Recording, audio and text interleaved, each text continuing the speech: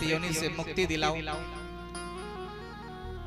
गोकर्ण जी ने कहा हमने तो आपके नाम का पिंडदान किया था गया में, और हमने सुना है गया में पिंडदान करने से मुक्ति मिल जाती है, और फिर भी तुम मुक्त नहीं हुए, क्यों?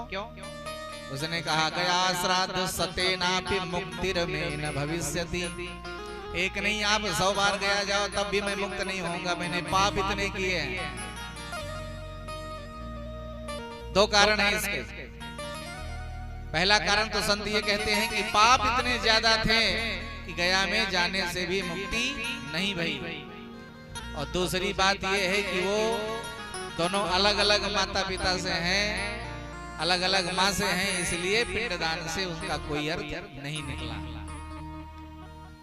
भाई पिता तो मान लिया एक है पालक, लेकिन माता अलग अलग है और पिता भी अलग है, बाप अलग है, बाप मतलब बपत से बाप अलग है, इसीलिए पिंडदान का कोई मतलब नहीं निकला, मुक्ति नहीं मिली।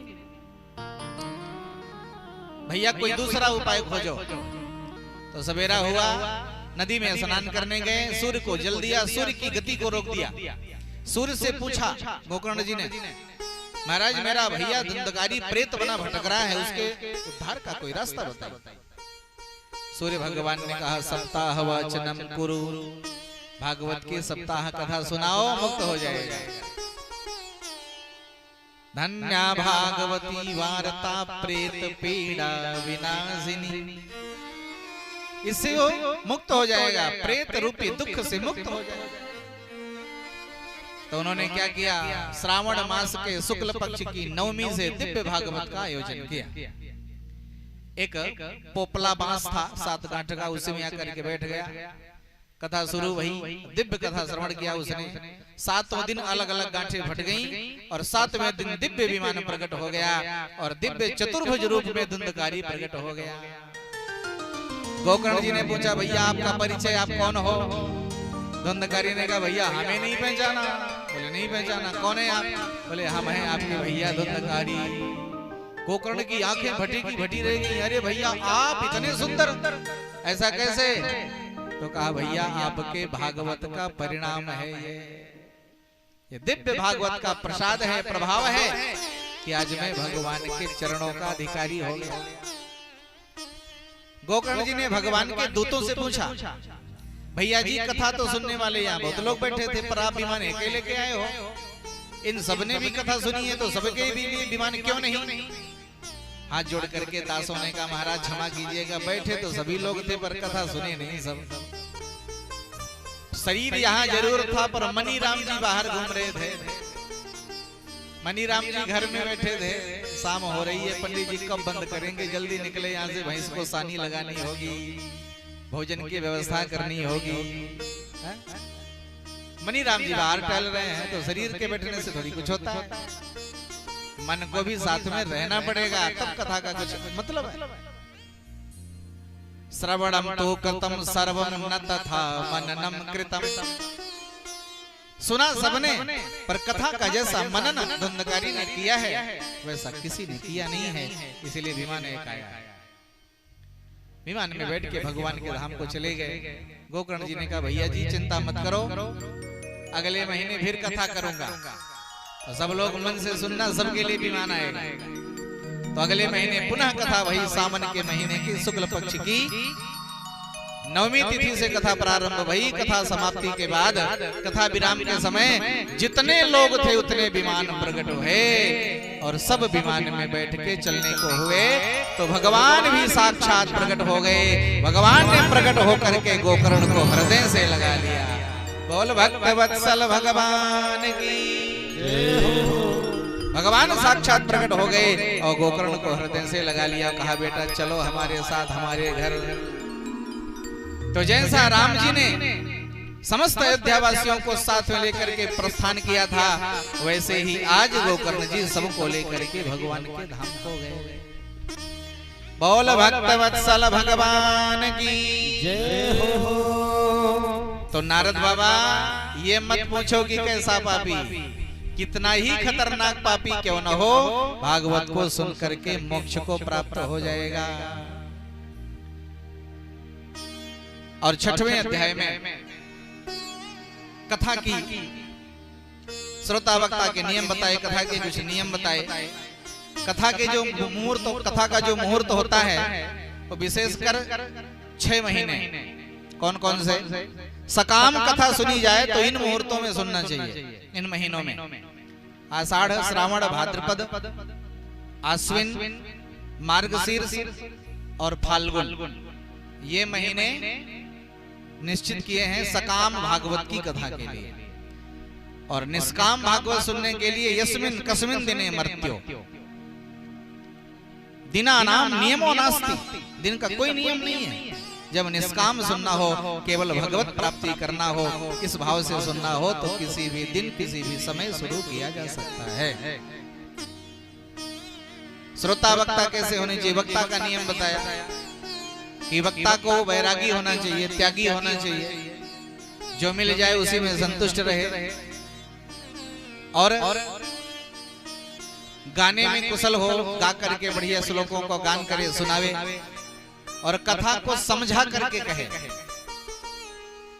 कथा ऐसे कहे कि श्रोता के तुरंत समझ में आ जाए, ऐसी कथा कहे। और कथा 7 दिन हो पता न चले, कुछ एक जगह कथा भाई 7 दिन तक, और चलने लगे पंडित जी, तो पंडित जी ने सोचा पूछ ले जजमान से संतुष्ट है कि नहीं, कथा वथा समझ में आई कि नहीं आई। पंडित जी ने कहा जजमान कथा बढ़िया लगी, समझ में आई? जजमान ने कहा हाँ महाराज समझ में तो आई, पर एक बात समझ में नहीं आई। अब आप पूछ ही रहे हो तो बता ही देते हैं, आप बताई जाओ। हाँ बताओ क्या समझ में नहीं आई? बोले साहब ये समझ में नहीं आया कि राम राक्षस था कि रावण। पंडित जी ने माथा पकड़ लिया, हे भगवान, न राम राक्षस था न रावण राक्षस था, मैं जो 7 दिन चिल्लाया। बोलो राधे राधे। ऐसे ऐसे भी वक्ता श्रोता पड़े, पता ही नहीं चला राक्षस कौन है। तो कथा ऐसा कहे वक्ता कि तत्काल श्रोता की समझ में आ जाए, ऐसी कथा होनी चाहिए। और श्रोता के भी नियम बताए। पहले दिन जो कथा में आ जाए, समझ लो वही 95% अच्छे श्रोता, सब छोड़ के आ गए बैठ के सुनने। जबकि इस समय किसी के पास समय नहीं है, कटाई उटाई का समय चल रहा है, व्यस्तता का समय है। और पहले दिन जो आ जाए तो 95% समझ लो पक्का श्रोता है, सब कुछ छोड़ के कथा सुनने आया है। 5% इसलिए छोड़ दिए क्योंकि कुछ लोग ऐसे भी हैं, चलो पहले दिन निपट ले, बाकी फिर आप बाद अपना काम करते रहेंगे, पहले दिन निपट लिया। ऐसे भी लोग होते हैं। बोलो राधे राधे। तो कुछ लोग ये सोच के आते हैं कि चलो व्यवहार पूर्ण कर लिया जाए, नहीं तो कहेंगे एको दिन नहीं है। और कुछ लोग ऐसे होते हैं कि यार चलो एक दिन हो ही आते हैं, सुन लेते हैं कैसी कथा, कहते हैं बहुत दूर से पंडित जी आए। और कुछ ऐसे होते हैं कि जब तलक है जिंदगी फुर्सत न होगे काम से, कुछ समय ऐसा निकालो प्रेम कर लो राम से। सब कुछ छोड़ो, कथा सुनने चाहिए। श्रोता को भोजन के बारे में बताया, घी पी करके रहो, दूध पी करके रहो, नहीं रहा जाता तो फल खा के रहो, नहीं रहा जाता तो एक मीटिंग फल खाओ, एक मीटिंग भोजन कर लो, नहीं रहा जाता तो दोनों मीटिंग भोजन कर सकते हो। वही करना है जिसको करने से कथा में बाधा न पड़े, वही करो। जमीन पर सो, फलाहार करो। फलाहार के चक्कर में फुलाहार हो जाता, 3 टाठी। बोलो राधे राधे। ये नहीं करना, थोड़ा खाना ताकि निद्रा। अच्छा भोजन जब ज्यादा हो जाएगा तो शरीर में आलस आएगा, आलस आएगा तो निद्रा आएगी, और निद्रा आएगी तो जय सिया राम। इसलिए थोड़ा खाओ, थोड़ा खाओगे तो भूख लगी रहेगी। अच्छा इतना भी कम न खा, इतना भी कम मत खाओ कि भूख लगी रहे और मन लग रहा है जल्दी बंद करें चले फलाहार करें। तो इतना खाओ जितने में कथा में मन लगा रहे। बड़े सुंदर सुंदर नियम बताए और अंत में धन के बारे में बताया। विवाहे यादृशम वित्तम तादृशम परिकल्पये। जितना धन कन्या के विवाह में लगता है उतना ही धन भागवत सुनने में लगता है। जिसकी जैसी सामर्थ्य है वो ऐसा कन्या का विवाह करता है। तो जैसी सामर्थ्य है वैसा भागवत में खर्च करना चाहिए। और इसी समय देखा कि भगवान प्रकट हो गए सनकादिकों के सामने और सारे ऋषि महर्षि इकट्ठा हो गए और जो जिस वाद्य का कलाकार था वही बाजा बजाने लगा। सब कुछ दिव्य हो गया। प्रहलाद स्थालधारी तरलिगत दया चौथवह कांसधारी बीड़ाधारी सुरर से स्वर कुशलतया राग करता अर्जुनो भूत इंद्रो वादेन मृदंगम जय जय सुकरा कीर्तने ते कुमारा यत्राग्रे भवभक्ता सरस रचनया व्यास पुत्रो बभूव। प्रहलाद जी ने करताल संभाल लिया, नारद जी ने बीड़ा संभाल ली, इंद्र ने अलाप भरना शुरू किया मालकोस, दिव्य राग भरा, गंधर्व इकट्ठा हो गए और सबके सब दिव्य बाजे बजाने लगे और भक्ति मैया खड़ी होकर ताता धैया करती हुई नाचने लगी और दिव्य संतों के बीच में दिव्य भजन हुआ। बोल भक्त वत्सल भगवान की जय हो। आइए हम सब भी उन संतों के साथ मिलकर के भजन करें। और आज प्रथम दिवस की कथा, चूंकि आधा काम हमने कल ही कर लिया था कलश यात्रा का, इसलिए आज कथा ठीक समय पर प्रारंभ हुई और कल से ठीक 3 बजे कथा प्रारंभ हो जाएगी। सब लोग समय निकाल करके कथा में आवे। ये मत सोचना कि पंडित जी शुरू कर दें तो चले, गड़बड़ हो जाता है। श्रोता सोचते हैं महाराज कुछ शुरू करें तो हम चलें, और हम सोचते हैं कुछ लोग आ जाएं तो हम शुरू करें, तो गड़बड़ हो जाता है। इसलिए समय का ध्यान दें। आप लोग अगर 3 बजे के बाद आना शुरू करेंगे तो हम फिर 6 बजे के बाद तक शुरू रहेंगे, 6:30 7 तक। आप लोग जितने विलंब करेंगे उतने आगे विलंब होगा, इसलिए ठीक समय पर सब लोग पधारें। वैसे इस गांव में 2 और कथाएं हो चुकी हैं, तो हमें पता है गांव बड़ा धार्मिक है, भीड़ खूब होती है, आनंद खूब आएगा। इसलिए आइए मस्ती से झूमते हुए हम लोग भगवान के चरणों में प्रणाम करते हैं और इसके बाद कल ठीक समय पर सब लोग प्रार्थना इकट्ठा। बोल गोविंद भगवान की जय हो। निकुंज में विराजे घनश्याम राधे राधे, निकुंज में विराजे घनश्याम राधे राधे, निकुंज में विराजे घनश्याम राधे राधे, निकुंज में विराजे घनश्याम राधे राधे, निकुंज में विराजे घनश्याम राधे राधे, निकुंज में विराजे घनश्याम राधे राधे, घनश्याम राधे राधे, घनश्याम राधे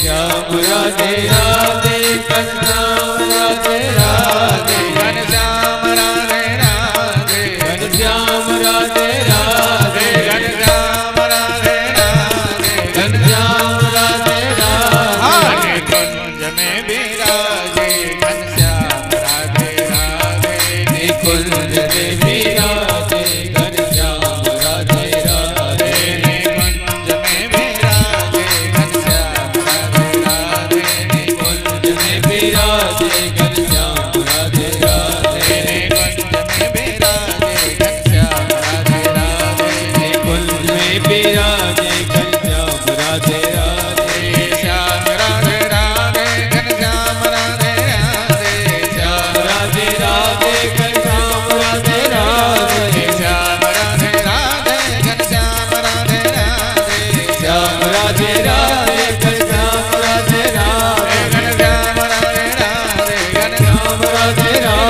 घनश्याम राधे राधे ओहो घनश्याम राधे राधे कुंज में विराजे घनश्याम राधे राधे कुंज में विराजे घनश्याम राधे राधे कुंज में विराजे घनश्याम राधे राधे कुंज में विराजे घनश्याम राधे राधे कुंज में विराजे घनश्याम राधे राधे कुंज में विराजे घनश्याम राधे राधे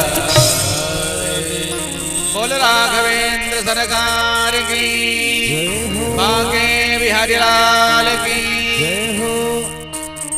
आइए अपने स्थान में खड़े हो जाएं।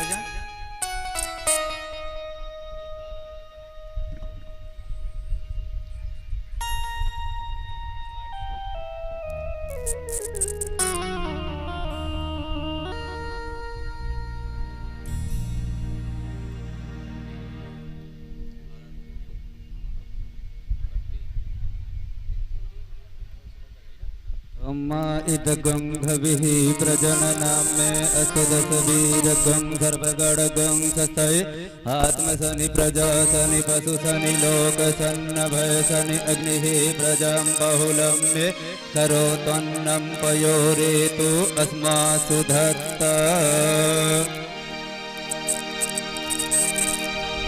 श्री भागवत भगवान की है आरती पापियों को पाप के हैं तारती भागवत भगवान की है आरती पापियों को पाप से है तारती भागवत भगवान की है आरती पापियों से है तारती